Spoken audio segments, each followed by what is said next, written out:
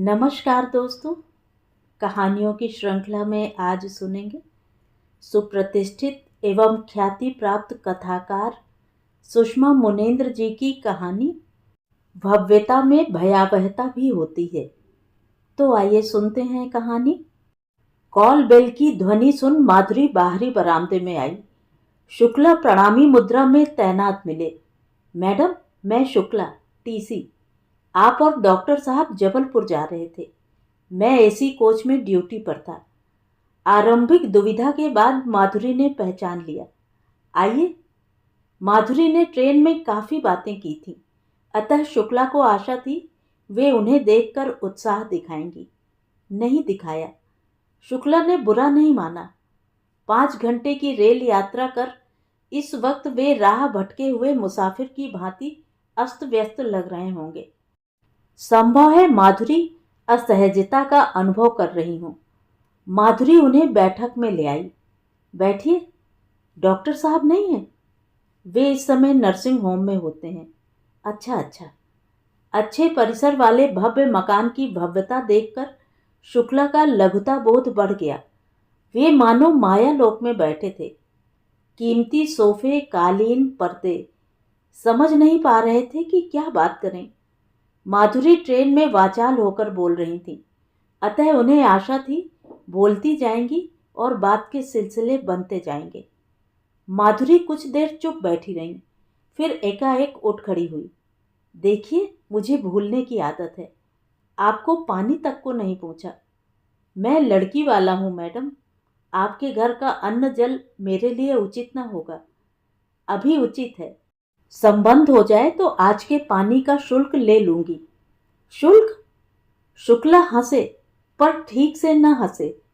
भव्यता ऐसा गहरा असर डाल रही थी कि उन्हें विश्वास नहीं हो रहा था वे उस भव्यता में हैं। पानी के बहाने भीतर गई माधुरी देर तक न लौटी। शुक्ला हताश हो गए। यहां आकर बेवकूफी तो नहीं की। यात्रा के साथ ही उस दिन की बात खत्म हो गई। एसी कोच में शुक्ला की ड्यूटी थी। डॉक्टर साहब और माधुरी रिश्तेदार के विवाह में सम्मिलित होने के लिए जबलपुर जा रहे थे। डॉक्टर साहब ने शुक्ला से कहा, बर्थ मिलेगी? जो कहेंगे दे दूंगा, बैठ जाइए। ट्रेन चल पड़ी। जल्दी ही शुक्ला डॉक्टर साहब की बर्थ पर आए। कहाँ जाएंगे? जबलपुर। 400 दीजिए। सरकारी काम से जा रहे हैं? नहीं, हाई कोर्ट के कारण लोग जबलपुर जाते रहते हैं, इसलिए पूछा। शादी में जा रहे हैं। शादी जैसा शब्द सुन शुक्ला वहीं बैठ गए जिसे वे ईश्वरीय प्रेरणा से बैठना मान रहे थे। बताइए, हर साल हजारों शादियां हो रही हैं, लेकिन मैं अपनी बेटी के हाथ पीले नहीं कर पा रहा हूं। कहीं बात नहीं बनती। डॉक्टर साहब ने प्रतिक्रिया नहीं दी, जबकि पूरी तरह शांत बैठी माधुरी ने ऐसी व्यग्रता दिखाई कि शुक्ला चौंक गए। आपकी बेटी कैसी है? क्या बहुत सुंदर है? मैडम, आप देख लें तो खुश हो जाएं। सुंदर है, शालीन है, इंग्लिश में एमए है, मांगलिक है, इसलिए तमाम अड़चने हैं। कुंडली मिलान होता है तो मुझे लड़का नहीं जमता। लड़का अच्छा है तो कुंडली नहीं मिलती। ब्राह्मणों में अच्छा लड़का मिलना बहुत कठिन है। माधुरी की व्यग्रता बढ़ गई। आप ब्राह्मण हैं? जी, मैं मामखोर शुक्ल हूं। चाहे जैसे घर में बेटी देते नहीं बनता। अरे, हम भी ब्राह्मण हैं। आप अच्छे मिल गए। ऐसी ही लड़की मुझे अपने बेटे के लिए चाहिए। वह भी मांगलिक है, दिल्ली में एमएस कर रहा है। एमएस पूरा हो जाएगा तो वह डॉक्टर साहब का नर्सिंग होम ज्वाइन करेगा। माधुरी ने डॉक्टर साहब की ओर संकेत किया। शुक्ला डॉक्टर साहब से संबोधित हुए। आप डॉक्टर हैं? हाँ। माधुरी ने डॉक्टर साहब को आगे न बोलने दिया। हम कान्यकुब्ज ब्राह्मण हैं।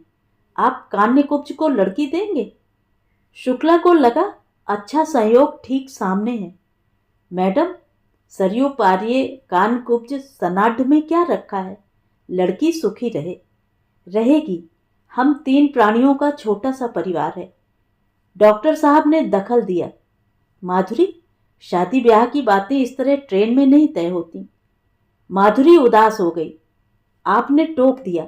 इसीलिए काम नहीं बनता। शुक्ला के समक्ष सुनहरा अवसर। उन्होंने न डॉक्टर साहब के दखल का बुरा माना, न माधुरी की उदासी को लक्ष्य किया। बोले, बात तय होनी होती है तो इसी तरह तय हो जाती है डॉक्टर साहब। सुनकर माधुरी की उदासी गायब और व्यग्रता बढ़ गई। शुक्ला जी, कभी घर आइए, कुछ बातें हो जाएंगी। हाजिर होता हूं मैडम। माधुरी ने शुक्ला को घर का पता नोट कराया और शुक्ला ने सुविधा शुल्क हठपूर्वक वापस किया। पानी और पेठा लेकर माधुरी देर बाद लौटी। लीजिए। शुक्ला ने सिर्फ पानी पिया। माधुरी ने फ्रेम्ड तस्वीर की ओर संकेत किया। यह है मेरा बेटा रुद्रनाथ, देख लीजिए कितना खूबसूरत है। शुक्ला इस बीच तस्वीर को कई बार देख चुके थे, अनुमान लगा चुके थे माधुरी के बेटे की तस्वीर होनी चाहिए। अब तस्वीर को हैरान होकर देखा। डॉक्टर साहब और माधुरी खूबसूरत नहीं है, लेकिन रुद्रनाथ सचमुच खूबसूरत है। कमाल है, कमाल का लड़का है। उसका MS कंप्लीट होने को है। आप कुंडली लाए हैं? जी। एक निवेदन है, आपके सम्मान के मुताबिक न दे सकूंगा, लेकिन कसर न उठा रखूंगा। कुछ मांगा आपसे? यहां कमी देख रहे हैं? लड़की मेरे बच्चे को खुश रखे, इतना ही। बहुत प्रस्ताव आए, पर अच्छी मांगलिक लड़की नहीं मिलती। नहीं मिलती कि शादी तो आपकी लड़की से होनी है। मेरा दिल कहता है संयोग बन रहा है। कृपा मैडम। शुक्ला को स्टेशन रोड से होकर रेलवे स्टेशन पहुंचना था। डॉक्टर साहब का नर्सिंग होम लाइफ लाइन इसी रोड पर है, अतः शुक्ला ने उनसे मिल लेना जरूरी समझा। लाइफ लाइन ग्राउंड फ्लोर और बेसमेंट में फैला सुनियोजित विस्तार। यहाँ सफेद संगमरमर की भव्यता, स्वच्छता, शांति थी। अलबत्ता घर जैसी गतिहीनता और एकांत नहीं था। डॉक्टर साहब अपने केबिन में मिले। शुक्ला उनकी स्मृति में थे, यद्यपि उन्होंने नहीं सोचा था कि माधुरी की बातों के आधार पर वे इतनी दूर चले आएंगे। डॉक्टर साहब ने उत्साह नहीं दिखाया, लेकिन पहचान लिया। क्या लेंगे? चाय, कॉफी?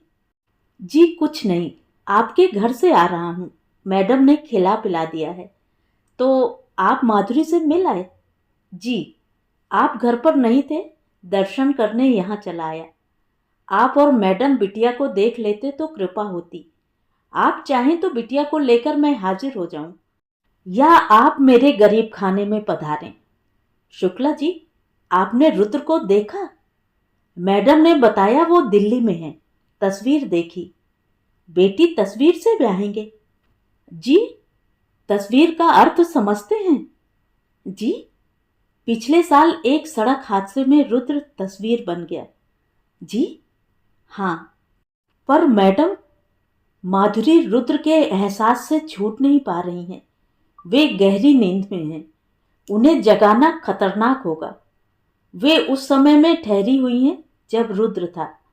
माधुरी को लगता है रुद्र अब भी दिल्ली में पढ़ रहा है और अब उसकी शादी हो जानी चाहिए। डॉक्टर साहब के स्वर में कोई भाव न था। शुक्ला अविश्वास, सदमे, नाउम्मीदी से कुर्सी की पुश्त पर ढह गए। लगा मायावी भुतह फरेबी लोगों से घिर गए हैं। भव्यता भयावह भी होती है, पहली बार जान रहे थे। पहली बार जान रहे थे भव्यता में आराम और चैन ही नहीं, शून्यता और गतिहीनता भी होती है। जोर से चीखने की इच्छा हुई। आप कैसे डॉक्टर हैं जो अपनी पागल पत्नी को मेंटल हॉस्पिटल में ना डालकर छुट्टा छोड़ देते हैं कि वह अपने पागलपन से हम जैसे लोगों की उम्मीद का नाश करें? क्यों दिखाते हैं हमें सपने? क्यों देते हैं उम्मीद? उम्मीद टूटने का कोई मुआवजा तय करेंगे आप? पर यह चिकित्सक तो वह अभागा पिता है जिसने अपना इकलौता बेटा खो दिया है। पानी मिलेगा? शुक्ला यही कह सके। हाँ। डॉक्टर साहब ने शुक्ला का क्लेश भांप लिया। जिस सच्चाई को सुनकर आपको पानी की जरूरत महसूस हो रही है, उसे मैं और माधुरी सहन कर रहे हैं। मानता हूं आपको कष्ट हुआ, पर हम दोनों अंधेरों से इतना घिर गए हैं कि दूसरों की भावनाओं का ध्यान नहीं रख पाते। सच कहूं तो मैंने नहीं सोचा था आप इतनी दूर आएंगे। जानता तो कुछ हिंट देता कि यहाँ आपको एक भ्रम मिलेगा और कुछ नहीं। मैंने माधुरी को बहुत बोलने के लिए टोका भी था, पर आप उत्साह में थे। हाँ नहीं, पानी लीजिए। शुक्ला ने एक सांस में गिलास खाली कर दिया, मानो भ्रम से निकलने के लिए साहस और ताकत पानी से मिलनी है। यहाँ आकर मैंने आपको कष्ट दिया, कष्ट आपको भी हुआ। मैडम जिंदगी भर भ्रम में रहेंगी। शुक्ला माधुरी को पागल न कह सके, यही अच्छा है। भ्रम न रहेगा, वे न रहेंगी। वे भ्रम में हैं, इसलिए उनके पास सपने, अरमान, योजनाएं हैं। मेरे पास कोई योजना, कोई कार्यक्रम नहीं है। रुद्र नहीं तो कुछ नहीं। वैसे तो वह अभी है, मेरे घर की हवा में, प्रकाश में, नमी में, मेरे अनुभव में है, रिश्तों में है। विचित्र बात है शुक्ला जी, इंसान चला जाता है पर रिश्ते बने रहते हैं। मैं अब भी रुद्र का पिता हूं, माधुरी उसकी मां है। शुक्ला ने ऐसी असहायता अब तक नहीं देखी थी। यह कामयाब चिकित्सक कैसा नाकामयाब है, जो ना अपने बेटे की चिकित्सा का अवसर पा सका, न विचित्र पत्नी का उपचार कर सकता है। भाग्य और भगवान के आगे हमारी नहीं चलती डॉक्टर साहब। तब तो भाग्य और भगवान से बड़ा धोखेबाज दूसरा न होगा। लोग कहते थे मैं बड़ा भाग्यशाली हूं, मेरे पास सफलता, नाम, पैसा, रुद्र जैसा होनहार बेटा है। मैं भाग्यशाली होता तो बेटा खो देता। मुझे भाग्य पर भरोसा नहीं रहा, भगवान पर भी नहीं। फिर भी पर्चा लिखते समय मैं भगवान को हाजिर नाजिर मानकर आरएस लिखकर दवा लिखता हूं कि भगवान मरीज को स्वस्थ कर देंगे। मुझे जिंदगी पर भी भरोसा नहीं रहा। जिंदगी खत्म होने को आती है तब कोई योजना, व्यवस्था, अभ्यास काम नहीं आता। मुझे खुद पर भी भरोसा नहीं रहा। मैं नॉर्मल दिखने की कोशिश करता हूं, पर जानता हूं सब व्यर्थ है। माधुरी की मासूमियत पर फिर भी भरोसा है। उनकी मासूमियत से मैं ताकत पाता हूं। वैसे उस मासूमियत का सामना करना कठिन है। माधुरी अक्सर ऐसे प्रश्न करती हैं जिनका जवाब मेरे पास नहीं होता। आज आपको लेकर वे बहुत प्रश्न करेंगी, मैं जवाब नहीं दे पाऊंगा। वे आपके फिर आने की प्रतीक्षा करेंगी। कुछ दिन बाद मैं बताऊंगा कुंडली नहीं मिली, इसलिए मैंने फोन पर शुक्ला जी को कह दिया है ना आए। वे कहेंगी इस बार भी कुंडली नहीं मिली, कहीं और देखेंगे। मेरे बेटे के लिए लड़कियों की कमी नहीं है। ओह, शुक्ला को वहां बैठे रहना अस्वाभाविक लग रहा था। डॉक्टर साहब उनकी असहजता समझ गए। मुझे एक मरीज की सोनोग्राफी करनी है। जी, मैं चलूंगा, ट्रेन का वक्त हो रहा है। बेसमेंट की सीढ़ियां चढ़ शुक्ला स्टेशन रोड पर आ गए। मुड़कर लाइफ लाइन को देखा, लगा भव्यता में भयावहता भी होती है। तो ये थी कहानी। कहानी आपको कैसी लगी कमेंट करके ज़रूर बताएं। और अगर मेरे द्वारा सुनाई हुई कहानियाँ आपको अच्छी लगती हैं और आप मेरे चैनल पर पहली बार आए हैं तो चैनल को सब्सक्राइब ज़रूर करें, लाइक करें और अपने दोस्तों और परिचितों में शेयर भी करें। बेल आइकन दबाना बिल्कुल भी ना भूलें। धन्यवाद।